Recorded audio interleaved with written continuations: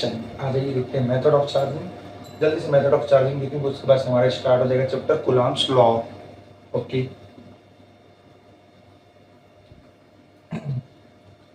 तो यहाँ है हमारा मेथड ऑफ चार्जिंग।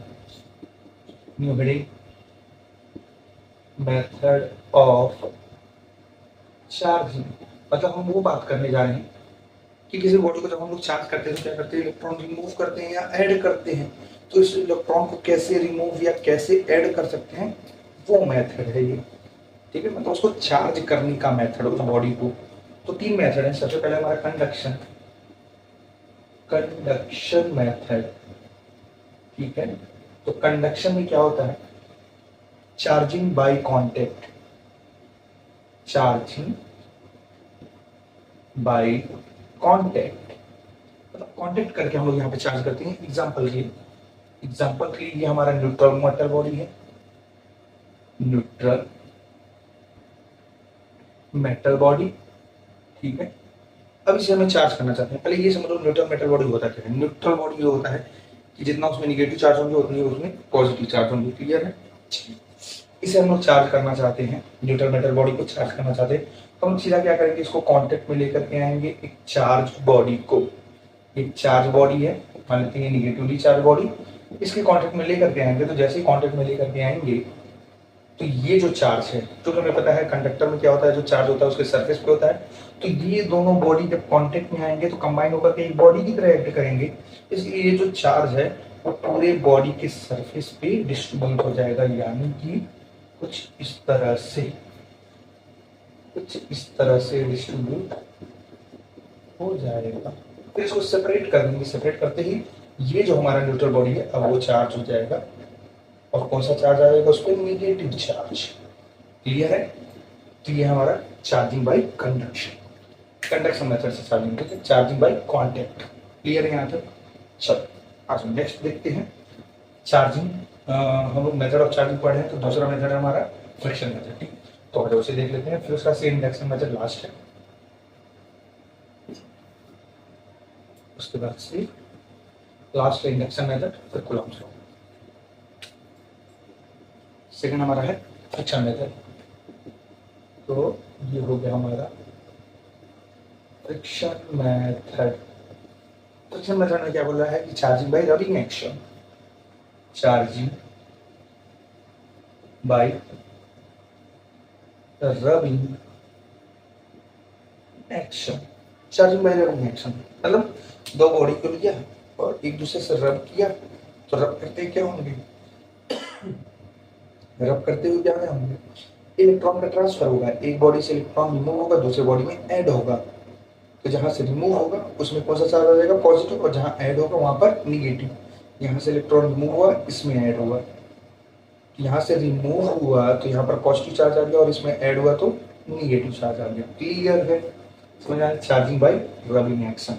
इसका सबसे बढ़िया एग्जांपल कॉम्ब और हेयर वाला। कॉम्ब को जब हेयर में रब कर रहे थे तो कॉम्ब पे जो चार्ज आ रहा था निगेटिव चार्ज, तो हेयर पे पॉजिटिव चार्ज। अच्छा, कॉम्ब पे निगेटिव चार्ज क्यों आया होगा, क्योंकि हेयर से इलेक्ट्रॉन निकल करके कॉम्ब में ट्रांसफर होंगे। हेयर से इलेक्ट्रॉन रिमूव होकर के कॉम्ब में ऐड होंगे, तो कॉम्ब में जब ऐड हुआ तो कॉम्ब पे चार्ज आ गया निगेटिव, और हेयर पे हमारे चार्ज क्या आ गया, पॉजिटिव। ठीक है, तो ये हमारा charging by rubbing action. Clear है यहाँ तक। ओके, मतलब दो बॉडी को हमने लिया, इन दोनों को रब किया, ये दोनों क्या हो रहे थे, बाय रबिंग एक्शन। यहाँ पर क्या आ गया, इलेक्ट्रॉन ट्रांसफर होगा, यहाँ से इलेक्ट्रॉन इसमें ट्रांसफर हुआ। ठीक है, यहाँ से इसमें ट्रांसफर हुआ तो इस वाली बॉडी पे हमारा पॉजिटिव चार्ज, इस वाली बॉडी में हमारा निगेटिव चार्ज आ जाएगा। क्लियर है यहाँ तक। चलो नेक्स्ट हमारा इंडक्शन है। ठीक है, charging by induction. Induction method क्या बोलते हैं, इसको समझते हैं। इंडक्शन मेथड, ठीक, इंडक्शन मेथड क्या होता है, इलेक्ट्रोस्टैटिक इंडक्शन बोलते हैं इसे। Charging by without contact. ठीक है, चार्जिंग बाय विदाउट कांटेक्ट, बिना कांटेक्ट के हम लोग यहाँ पर चार्ज कर रहे हैं। ठीक है, अभी तक हम लोग दो मेथड जो पढ़े, कंडक्शन मेथड, उसमें क्या हो रहा था कि एक मेटल बॉडी को, न्यूट्रल मेटल बॉडी को चार्ज करना था तो हमारे पास एक चार्ज मेटल बॉडी उसको कांटेक्ट मिला है, दोनों बॉडी चार्ज हो गई, मतलब दोनों बॉडी हमारा चार्ज हो गया। दूसरा हमने क्या देखा, friction method, bye rubbing action electron क्या हो गया, एक बॉडी से निकल के दूसरी बॉडी में ऐड होगा, ठीक है। तो जहाँ से रिमूव हुआ उस पर हमारा पॉजिटिव चार्ज और जिसमें ऐड हुआ उस पर हमारा नेगेटिव चार्ज। ये हमारा फ्रिक्शन मेथड था। नेक्स्ट हमारा induction method. Induction method charging by without contact, बिना कॉन्टेक्ट के यहाँ पर हम चार्ज कर रहे हैं। ये कैसे पॉसिबल है, मतलब दोनों मेथड में हमने क्या देखा, बॉडी को बॉडी से कॉन्टेक्ट किया तभी तो चार्ज हो रहा था, ठीक है। बट यहाँ पर कैसे कॉन्टेक्ट, यहाँ पर बिना कॉन्टेक्ट तो कैसे चार्जिंग हो रहा है, आजा देख लेते हैं। ऐसे देख लो कि हमारे पास ये हमारा न्यूट्रल मेटल बॉडी है, ठीक है। इसे हमें चार्ज करना है, तो इसके कॉन्टेक्ट में एक और हम न्यूट्रल मेटल बॉडी लेकर के आते हैं, दोनों कॉन्टेक्ट में, ठीक है। चलो ठीक है, दोनों हमारी न्यूट्रल मेटल बॉडी है। अब इसके पास में हम लोग एक पॉजिटिवली चार्ज बॉडी लेकर के आते हैं। अच्छा, पॉजिटिवली चार्ज बॉडी लेकर के आएंगे क्योंकि हमारा मेटल बॉडी है तो ये पॉजिटिव चार्ज निगेटिव चार्ज को अट्रैक्ट करेगा। जितना इसमें देखो न्यूट्रल मेटल बॉडी है तो जितना इसमें निगेटिव चार्ज है उतना ही यहाँ पर पॉजिटिव चार्ज भी है। ये पॉजिटिव चार्ज क्या करेगा, इस निगेटिव चार्ज को अट्रैक्ट करेगा। तो निगेटिव चार्ज जो होंगे वो अट्रैक्ट होंगे और कहाँ आएंगे, इस वाले सरफेस पे। अच्छा, इस वाले सरफेस पे निगेटिव चार्ज आ गया तो इस सरफेस पे आ जाएगा पॉजिटिव चार्ज, क्योंकि वो पॉजिटिव चार्ज को रिपेल करेगा। यहाँ आ गया इस वाले सरफेस पे निगेटिव और इस वाले सरफेस पॉजिटिव। अब इन दोनों को हमने क्या कर दिया, सेपरेट करते ही क्या हो गया, सेपरेट मतलब दोनों को अलग अलग कर दिया। तो इस पे आ गया हमारा पॉजिटिव चार्ज और इस पे आ गया हमारा निगेटिव चार्ज। क्लियर है कि ये जब इसको सेपरेट किया, जब सेपरेट करेंगे तो इसमें निगेटिव चार्ज था तो ये निगेटिवली चार्ज हो गया और यहाँ पॉजिटिव चार्ज था सरफेस पे, वही चार्ज क्या हो गया इसके सरफेस पे यूनिफॉर्मली डिस्ट्रीब्यूट हो गया। तो ये पॉजिटिवली चार्ज हो गया, ये निगेटिवली चार्ज हो गया। इस तरह से हम लोग इस चार्ज बॉडी को इस न्यूट्रल मेटल बॉडी से विदाउट कॉन्टेक्ट लाए, मतलब बिना कॉन्टेक्ट किए हम लोग इसको क्या करेंगे, चार्ज कर लिए। इसको बोलते हैं इंडक्शन मेथड। क्लियर है यहाँ तक क्लियर है। चलो, अच्छा इंडक्शन मेथड में ही एक और तरीका है जिसको हम लोग चार्ज कर सकते हैं बॉडी को, जिससे हम लोग इसमें 4 स्टेप है और यही हमारा बुक में दिया हुआ है, ठीक है। तो आइए देख लेते हैं जल्दी से उसी में, जल्दी से उसी में हम लोग देख लेते हैं।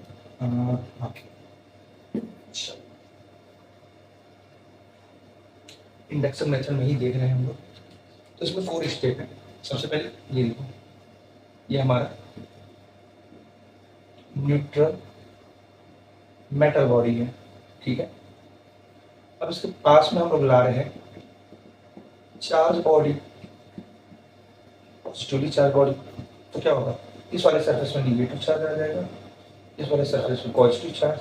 तो क्या ये बॉडी हमारा चार्ज हो गया, नहीं। अब हम लोग क्या करेंगे, ये हमारे स्टेप 1 है। स्टेप 2 में क्या करेंगे कि ये जो हमारा बॉडी है यहाँ पर पॉजिटिव चार्ज, यहाँ निगेटिव चार्ज, ये हमारा बॉडी है पॉजिटिवली चार्ज बॉडी। क्लियर है, इसको हमने अर्थिंग कर दिया। अर्थिंग करते क्या होगा, ये जो पॉजिटिव चार्ज, क्योंकि अर्थ जो है हमारा रिजर्वायर है इलेक्ट्रॉन का, यानी कि निगेटिव चार्ज का। रिजर्वायर बोलने का मतलब कि इतने ढेर सारे उसमें निगेटिव चार्ज है, इतने ढेर सारे इलेक्ट्रॉन है कि कुछ इलेक्ट्रॉन निकाल भी लेगा ना तो उससे कोई फर्क नहीं पड़ने वाला। तो यहाँ पॉजिटिव चार्ज है तो ये अट्रैक्ट करेंगे निगेटिव चार्ज को, यहाँ से इलेक्ट्रॉन मूव करेगा और इसे को क्या करेगा, न्यूट्रलाइज कर देगा। तो थर्ड स्टेप में ये अब हमारा न्यूट्रलाइज हो गया। अर्थिंग क्या करेंगे, रिमूव कर देंगे, यहाँ निगेटिव चार्ज है, ठीक है, पॉजिटिव बॉडी। और फोर्थ स्टेप में क्या कर देंगे हम लोग, ये जो चार्ज बॉडी इसको रिमूव करेंगे, ठीक है, रिमूव चार्ज बॉडी। इसे रिमूव कर दिया तो बॉडी पे कौन सा चार्ज हो जाएगा, इस बॉडी में क्या है, निगेटिव चार्ज। इसको जैसे रिमूव करेंगे यही निगेटिव चार्ज यूनिफॉर्मली डिस्ट्रीब्यूट हो जाएगा। क्लियर है, समझ में आया, समझ में आया क्या, तो ये बॉडी हमारा चार्ज हो गया। Clear, charging by without contact, बिना कॉन्टेक्ट का यहाँ पर चार्ज हो गया। तो चार्ज बॉडी को बिना कॉन्टेक्ट लाए न्यूट्रल बॉडी से, ये चार्ज हो गया हमारा। कैसे चार्ज हुआ, पहले हम लोग क्या किए, पॉजिटिवली चार्ज या निगेटिवली कोई भी पॉजिटिव चार्ज बॉडी को लेकर के आए इसके पास, तो यहाँ पर निगेटिव चार्ज आ गया और यहाँ पॉजिटिव चार्ज अब क्या किया, इसको अर्थिंग कर दिया दूसरे स्टेट में। अर्थिंग करते ही ये जो पॉजिटिव चार्ज है वो न्यूट्रलाइज हो गया। अब ये न्यूट्रलाइज हो गया तो अब यहाँ पे देखो अर्थिंग रिमूव कर दिया, थर्ड स्टेप में अर्थिंग रिमूव किया तो यहाँ पे निगेटिव चार्ज है, ये तो न्यूट्रलाइज हो गया। यहाँ पॉजिटिव चार्ज है, पॉजिटिवली चार्ज बॉडी, इसको रिमूव कर देंगे। इसको रिमूव करते ही अब ये जो निगेटिव चार्ज है इस पर यूनिफॉर्मली डिस्ट्रीब्यूट हो जाएंगे। क्लियर है कि ये हो गया हमारा चार्जिंग बाय कंडक्शन मेथड। ठीक है, क्लियर है। तो तीन मेथड हमें क्लियर हो गया। अब हमारा कूलम्ब्स लॉ, ठीक है। तो यहाँ से हमारा अब कूलम्ब्स लॉ स्टार्ट हो रहा है। कूलम्ब्स लॉ से बहुत ढेर सारे क्वेश्चन आते हैं, वो सारे क्वेश्चन हम लोग यहाँ पर करेंगे। किस तरह के क्वेश्चन आते हैं वो सब भी हम डिस्कस करेंगे, वो P by Qs. Okay, clear है। तो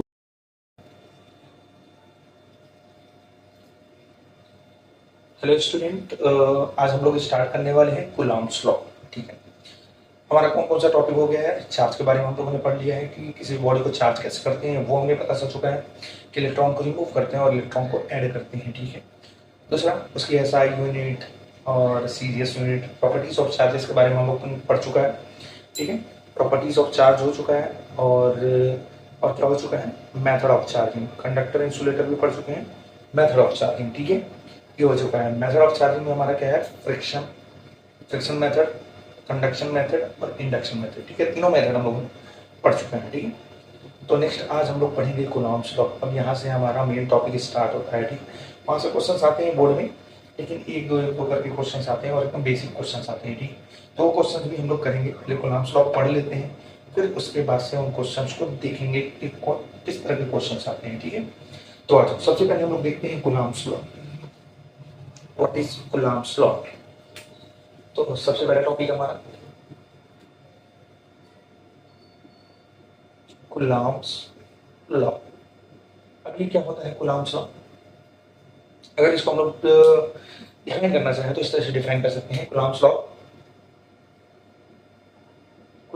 law states that electrostatic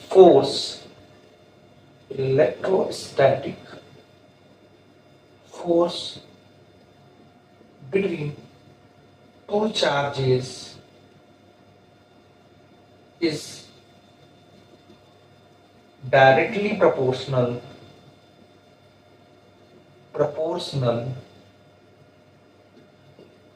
to the product of two charges. Okay, directly proportional to the product of two charges and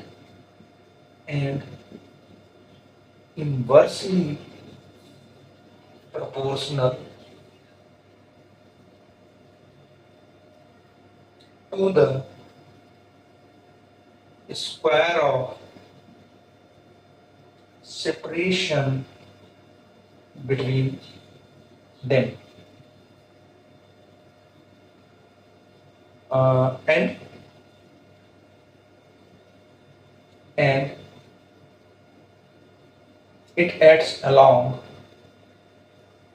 and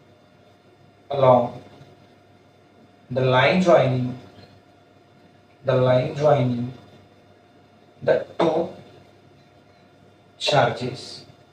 ठीक है, तो क्या बोला, Coulomb's law state that electrostatic force between two, यहाँ पे थोड़ा सा और एक पॉइंट हम लोग ऐड कर लेते हैं, स्टैटिक एंड पॉइंट चार्जेस।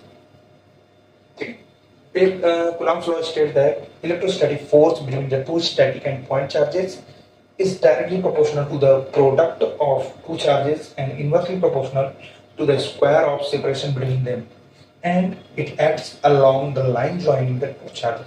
क्या बोल रहा है पहले हम लोग ये समझ लेते हैं। ठीक है, तो इसको मैं इरेज कर देता हूँ। अगर आपको नोट करना है तो पॉज करके नोट कर लीजिए। ठीक है, वीडियो पॉज करके आप नोट कर सकते हैं। अभी क्या बोल रहा है उसको हम लोग थोड़ा समझते हैं।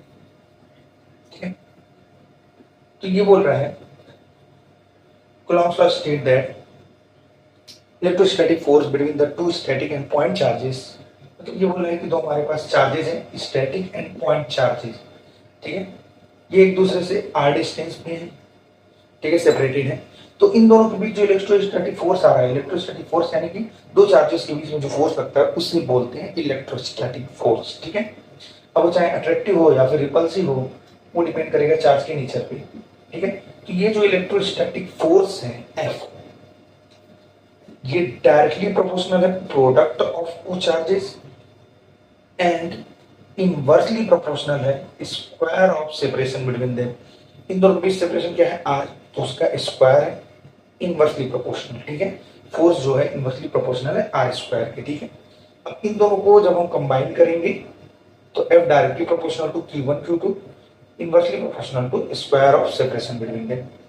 और हमें पता है जब भी हम लोग प्रोपोर्शनलिटी साइन हटाते हैं तो एक कांस्टेंट आता है, तो यहाँ पर आएगा के कांस्टेंट के Q1 Q2 divide by R square, ये हो गया हमारा फोर्स, इलेक्ट्रोस्टैटिक फोर्स। अच्छा ये के क्या है, ये हमारा है प्रोपोर्शनलिटी कांस्टेंट या हम लोग इसे बोलते हैं इलेक्ट्रोस्टैटिक फोर्स कांस्टेंट। के को हम लोग बोल सकते हैं इलेक्ट्रोस्टैटिक फोर्स कांस्टेंट। क्लियर है? अच्छा के की भी वैल्यू होती है, के की क्या वैल्यू होती है उसे मैं थोड़ा सा यहाँ पर समझा देता हूँ। ठीक है, के की क्या वैल्यू होती है, के जो होता है के की वैल्यू होती है 1/4πε0। अब ये दिमाग में आ रहा है कि ε0 क्या है, बताते हैं। पहले हम इसकी न्यूमेरिकल वैल्यू देख लेते हैं। न्यूमेरिकल वैल्यू होती है 9 × 10⁹। के की यूनिट क्या होगी, यहां से हम लोग कैलकुलेट कर सकते हैं। कैसे कैलकुलेट कर सकते हैं, के इक्वल टू लिख सकते हैं F R square Q1 Q2। तो यूनिट क्या हो जाएगी, फोर्स की यूनिट न्यूटन, आर यानी कि डिस्टेंस है दोनों के बीच का, तो मीटर का स्क्वायर, आर स्क्वायर यानी कि metre square divide by charge का क्या हो गया कूलाम, इस चार्ज का हो गया कूलाम, तो coulomb square, newton metre square पर कूलाम स्क्वायर, ये आ गई इसकी यूनिट न्यूटन मीटर स्क्वायर पर कूलाम स्क्वायर। ठीक है, अच्छा ये एप्सिलॉन नॉट क्या है, तो ये एप्सिलॉन नॉट जो है ये हमारा परमिटिविटी ऑफ फ्री स्पेस या फिर एयर या फिर वैक्यूम। ठीक है, एप्सिलॉन नॉट क्या है, permittivity of free space, air या फिर वैक्यूम। इसकी भी वैल्यू होती है, इसकी वैल्यू होती है 8.85 × 10⁻12। यूनिट क्या होगी, इसका जस्ट अपोजिट, कूलम स्क्वायर पर न्यूटन मीटर स्क्वायर। क्लियर है, समझ में आ रहा है क्या? अच्छा ये एप्सिलॉन नॉट के बारे में थोड़ा सा हम लोग डिस्कस कर लेते हैं। यहाँ पर क्या है, हमारा एयर है, एयर की परमिटिविटी होती है एप्सिलॉन नॉट। परमिटिविटी क्या होती है, परमिटिविटी जो होती है वो मीडियम की प्रॉपर्टी होती है, जिस मीडियम में ये चार्जेज रखा होता है। ठीक है, जिस मीडियम में ये चार्जेज रखा हुआ है उसकी प्रॉपर्टी है कि ये क्या कर रहा है, इन दोनों चार्ज को अलाउ कर रहा है कि कितना ये फोर्स यहाँ पर अप्लाई करें। क्लियर है, अगर यहीं पर हम लोग मीडियम चेंज कर दें तो ये फोर्स भी क्या हो जाएगा, चेंज हो जाएगा। क्लियर है, तो ये परमिटिविटी क्या है, मीडियम की प्रॉपर्टी है, ये अलाउ कर रहा है कि ये चार्ज, ये दोनों चार्ज एक दूसरे के ऊपर कितना फोर्स अप्लाई करें। क्लियर है, समझ में आया यहाँ तक, यहाँ तक क्लियर है सब? चलो अब आगे हम लोग थोड़ा सा बढ़ते हैं। ठीक है, यहाँ क्लियर है, फोर्स की वैल्यू हम लोग कैलकुलेट कर सकते हैं। फोर्स की वैल्यू अब हम लोग एप्सिलॉन नॉट के टर्म में लिखेंगे, के की वैल्यू यहाँ पुट कर देंगे, तो यहाँ जो इलेक्ट्रोस्टैटिक फोर्स आएगा हमारा 1/4πε0 Q1 Q2 divide by R square. ये आ गया हमारा फाइनल वैल्यू फोर्स की दोनों चार्जेस के बीच में जो लग रहा है। क्लियर है यहाँ तक? चलिए आगे बढ़ते हैं। ठीक है, इसको इरेज करते हैं और फिर हम लोग आगे बढ़ेंगे। अच्छा अब हम लोग देखेंगे तो कभी कभी क्वेश्चंस पूछ लेता है बोर्ड में इससे कि ये जो हमारी इलेक्ट्रोस्टैटिक फोर्स कांस्टेंट है इसका डायमेंशनल फार्मूला पूछ लेगा, या एप्सिलॉन नॉट परमिटिविटी का डायमेंशनल फार्मूला पूछ लेगा, वो हम कैलकुलेट कर लेते हैं। अच्छा के इज इक्वल टू क्या है हमारा, क्योंकि हमें डायमेंशनल फार्मूला चाहिए तो हमें इसकी यूनिट से मतलब है। ठीक है, डायमेंशनल फार्मूला, ठीक है, के का डायमेंशनल फार्मूला, यूनिट क्या है इसकी, न्यूटन मीटर स्क्वायर पर कूलम स्क्वायर। चलो न्यूटन यानी कि फोर्स, mlt - 2 फोर्स का होता है, मीटर स्क्वायर यानी कि लेंथ, l का स्क्वायर डिवाइड बाई कूलम का स्क्वायर। कूलम का होता है ए टी का होल स्क्वायर। ए टी यानी कि अब ऐसे समझ लो आई स्क्वायर टू क्या होता है क्यू बाई टी, तो Q square to I T, Q यानी कि वही चार्ज गुलाम, ठीक है।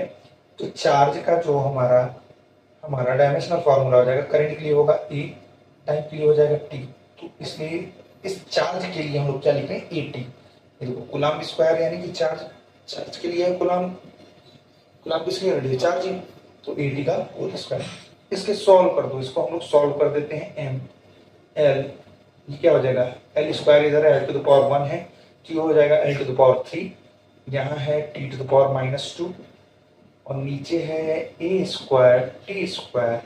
चलो और सॉल्व करते हैं, ये हो जाएगा M L Q T to the power minus two है, टी ऊपर जाएगा तो वो भी माइनस टू हो जाएगा, तो ये भी ऊपर माइनस टू और ये भी माइनस टू, समझ आ रहा है ना, टी ऊपर जाएगा तो माइनस टू, तो माइनस टू और माइनस टू कितना हो जाएगा माइनस फोर, बच क्या गया ए, तो A to the power minus two, ये आ गया हमारा डायमेंशनल फॉर्मूला, ये आ गया हमारा डायमेंशनल फॉर्मूला किसके लिए के लिए। अच्छा एप्सिलॉन नॉट का डायमेंशनल फॉर्मूला क्या होगा, या परमिटिविटी का डायमेंशनल फॉर्मूला क्या होगा। अगर परमिटिविटी का डायमेंशनल फॉर्मूला पूछ रहा है तो इसका क्या हो जाएगा, इसका ठीक अपोजिट, क्योंकि इसकी यूनिट का अपोजिट है एप्सिलॉन नॉट की यूनिट, इसका है न्यूटन मीटर स्क्वायर पर कूलम स्क्वायर, तो इसका कूलम स्क्वायर पर न्यूटन मीटर स्क्वायर, तो डायमेंशनल फॉर्मूला भी ठीक अपोजिट हो जाएगा, जहाँ पे प्लस है वो हम माइनस कर देंगे पावर, और जहाँ माइनस वहाँ पे प्लस कर देंगे। यहाँ पे देखो एम पे पावर क्या है प्लस वन, तो ये हो जाएगा एम पे पावर माइनस वन, एल पे पावर प्लस थ्री, तो ये हो जाएगा माइनस थ्री, और टी पे पावर माइनस फोर, तो टी पे पावर फोर, और ए पे पावर माइनस टू, तो ए पे पावर टू, ये हो गया हमारा डायमेंशनल फॉर्मूला परमिटिविटी के लिए। क्लियर, यहाँ तक समझ में आया, ठीक है। जैसे आप नोट कर सकते हो अपनी नोट्स में, ठीक है। चलो आ जाओ नेक्स्ट हम लोग आगे बढ़ते हैं, ठीक है। और हम लोग यहाँ पर थोड़ा समझते हैं कूलम्ब लॉ के बारे में, ठीक है, क्योंकि इससे क्वेश्चंस आते ही हैं, तो इस पे जो क्वेश्चंस आएंगे उसको हम लोग सॉल्व करेंगे, ठीक है। जिस तरह के क्वेश्चंस आते हैं उस तरह के क्वेश्चंस हम यहाँ सॉल्व करेंगे। आ जाओ इसको इरेज कर देता हूँ मैं, नोट करना है तो आप नोट कर सकते हो, ठीक है।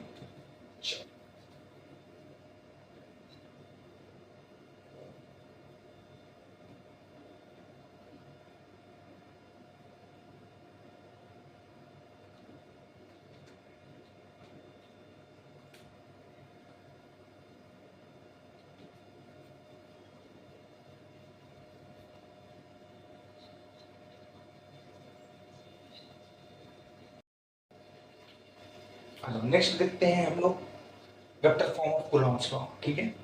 इसका डेरिवेशन पूछ लेते हैं कभी कभी, तो थोड़ा सा डायरेक्ट करके ही देखेंगे, ठीक है भाई, रिवीजन हम लोग कर रहे हैं पर थोड़ा सा डिटेल में करेंगे, ठीक है, ताकि आपको फायदा हो इससे। अगर कोई भी बच्चा अगर फर्स्ट टाइम भी पढ़ रहा है तो भी उसे ये लेक्चर समझ में आएगा, ठीक है। तो एकदम डिटेल्स में हम लोग पढ़ रहे हैं तो उसका टेंशन मत लीजिएगा, ठीक है। ठीक आ जाइए देखते हैं vector form of coulomb law, vector form of coulomb law. अब ये vector form of coulomb law क्या बोल रहा है, देखो ऐसे समझ लो, कूलम्ब लॉ तो हमें पता है, two static and point charges, electrostatic force between either two static and point charges separated at a distance r, then the electrostatic force is directly proportional to product of two charges and inversely proportional to square of separation between them, ठीक है, यही है। तो आज हम देखते हैं vector form. Vector form क्या बता रहा है, ये देखो ये जो फोर्स लग रहा है, अच्छा एक चीज याद रखना कि ये जो फोर्स लग रहा है वो इक्वल फोर्स होंगे, Q2 जो Q1 पे फोर्स लगा रहा है वो भी, और Q1 जो Q2 पे फोर्स लगा रहा है वो दोनों सेम होंगे, इक्वल होंगे। अगर ये इस पे 10 न्यूटन का फोर्स लगा रहा है तो ये भी इस पे 10 न्यूटन का फोर्स लगाएगा, ठीक है। अच्छा आज जो वेक्टर फॉर्म देख रहे हैं, तो यानी कि इसका वेक्टर फॉर्म देख रहे हैं हम लोग, तो ये जो फोर्स है वो हमारा क्या है, फोर्स ऑन वन किसकी वजह से लग रहा है, चार्ज टू की वजह से, तो चार्ज टू, तो force on one due to two, F12 की वैल्यू हम लोग कैलकुलेट करेंगे, ठीक है।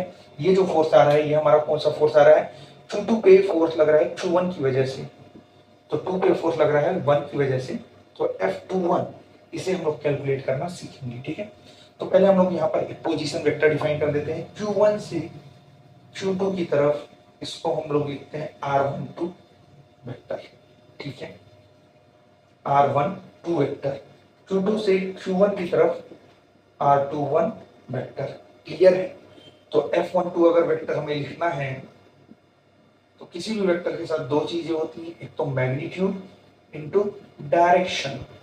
ठीक है, मैग्नीट्यूड क्या होगा अब भी हम लोग कैलकुलेट कर चुके हैं, मॉड ऑफ F12 वेक्टर। ठीक है, मैग्नीट्यूड इसका। और डायरेक्शन के लिए यूज करते हैं हम लोग यूनिट वेक्टर। यूनिट वेक्टर, अब ये यूनिट वेक्टर क्या होगा आप देखो, F12 वेक्टर की बात कर रहे हैं तो उस डायरेक्शन में हमारा जो पोजीशन वेक्टर है वो है R21 वेक्टर। R21 vector. अब इसका अगर हम यूनिट वेक्टर लिखना चाहें तो यूनिट वेक्टर जो होगा R12 कैप, और R12 कैप की जो वैल्यू होगी R12 vector divide by mod of R12। ये फॉर्मूला होता है, डायरेक्ट इसको हम यहाँ पुट कर सकते हैं।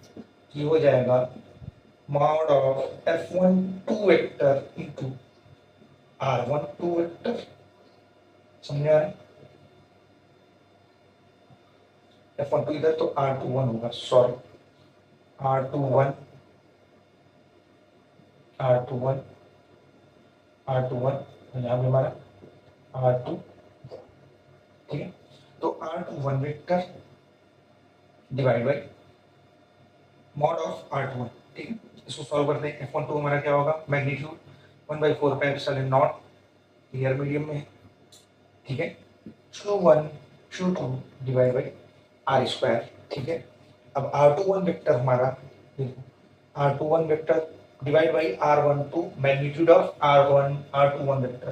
तो यहाँ से यहाँ तक का जो मैग्नीट्यूड यानी कि डिस्टेंस है वो कितना है, R है, सो R लिख दिया। अब ये हो जाएगा हमारा 1/4 pi epsilon nought Q1 Q2 R square into R, क्या हो जाएगा R21 वेक्टर। ये आ गया हमारा F12 वेक्टर। क्लियर है? ये हमारा वेक्टर फॉर्म हो गया। सिमिलरली हम लोग F21 वेक्टर भी लिख सकते हैं। F21 क्या हो जाएगा, देखो F12 था तो R21 आ गया, तो F21 होगा तो यहाँ पे हमारा R12 आ जाएगा, epsilon nought Q1 Q2 divide by R12 vector. अच्छा, इससे जो क्वेश्चंस बनते हैं देखो, या तो ये डिराइव करने के लिए दे सकता है, डिराइव करने के लिए बहुत कम ही देता है, कभी कभी दे देता है। ठीक है, तो एक नंबर में क्वेश्चंस बन जाते हैं कि इसका वेक्टर फॉर्म क्या होगा एमसीक्यूज में। ठीक है, तो बस याद रखना कि यहाँ पर आर क्यू आता है, यहाँ पर क्या आता है आर क्यू, और यहाँ पे इसका वेक्टर आएगा। ठीक है, क्लियर है क्या? तो ये याद रखना, इससे तुम टिक कर पाओगे एमसीक्यूज में। ठीक है, फोर्थ तो हमें पता है 1/4 pi epsilon nought Q1 Q2 by R square, तो आर स्क्वायर की जगह पे आर क्यूब आएगा वेक्टर फॉर्म में, और यहाँ पे वेक्टर आर। क्लियर है यहाँ तक? चलो आज के लिए रहने देते हैं, अब कल से हम लोग क्या देखेंगे,